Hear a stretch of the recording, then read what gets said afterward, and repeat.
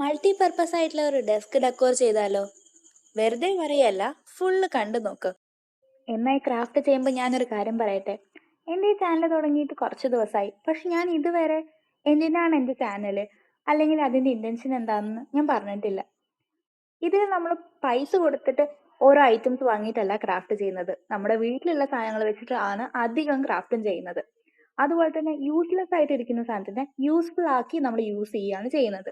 ക്രാഫ്റ്റിനെ പറ്റി പറയാം. ഇതിനു വേണ്ടി ഞാൻ യൂസ് ചെയ്തത് ഡേറ്റ്സിന്റെ ഒരു കാർഡ്ബോർഡ് ബോക്സ് ആയിരുന്നു.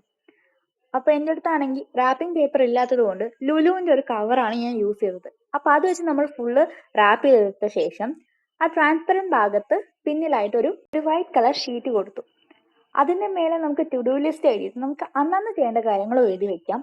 അല്ലെങ്കിൽ നമുക്ക് പോളറോയിഡ് ഫ്രെയിംസും കൊടുക്കാം. ക്രാഫ്റ്റ് ഇഷ്ടപ്പെട്ടെങ്കിൽ എന്തായാലും സബ്സ്ക്രൈബ് ചെയ്ത് സപ്പോർട്ട് ചെയ്യുക. ഇനി എന്ത് ക്രാഫ്റ്റാണ് ചെയ്യുന്നതെന്ന് കമന്റും ചെയ്യാം.